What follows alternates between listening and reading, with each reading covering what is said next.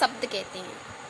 मतलब कि जो वर्णों का मेल है, जब हम वर्णों को मिलाएंगे तो उसका एक सार्थक अर्थ निकलना चाहिए। जैसे एग्जाम्पल के लिए हमने लिखा है कि क प्लस ल प्लस म, इसका मीन्स निकला जब हमने सबको मिला दिया तो बना हमारा कलम। जैसे न प्लस म प्लस क बराबर नमक, हमने वर्णों को मिलाया है और इसका अर्थ निकल रहा है नमक, लेकिन ये अर्थ भी कैसा है हमारा, सार्थक।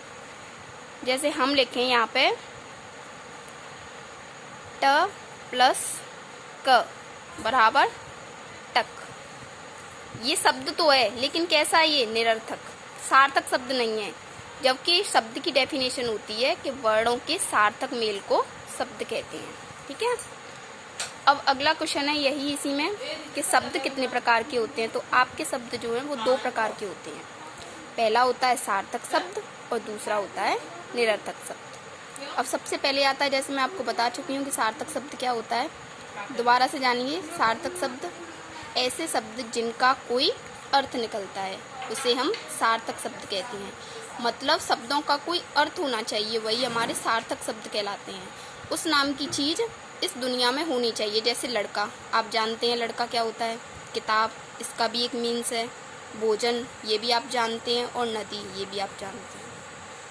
तो सार्थक शब्द वे होते हैं जिनका कोई अर्थ निकलता है, उन्हें सार्थक शब्द कहते हैं। अब दूसरा है निरर्थक शब्द। तो ऐसे शब्द जिनका कोई अर्थ नहीं निकलता हो, उन्हें निरर्थक शब्द कहते हैं। और ये शब्द सार्थक शब्दों के साथ में ही प्रयोग किए जाते हैं। अर्थात ऐसे शब्द जिनका कोई अर्थ ना निकले, उन्हें हम निरर्थक शब्द कहते हैं। जैसे चाय, वाय, चाय तो आप जानते हैं क्या होता है, तो चाय तो हमारा सार्थक शब्द हो गया।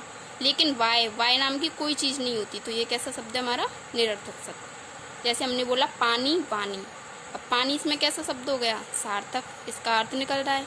और वाणी, ये कैसा शब्द हो गया, निरर्थक। मतलब ऐसे शब्द जिनका कोई अर्थ नहीं निकलता है, उन्हें निरर्थक शब्द कहते हैं। अब अगला क्वेश्चन है इसमें, वाक्य किसे कहते हैं। तो जैसे हमारे वर्णों को मिला के शब्द बनते हैं, उसी प्रकार शब्दों को मिला के हमारा वाक्य बनता है। लेकिन वो शब्दों का समूह कैसा होना चाहिए, हमारा सार्थक।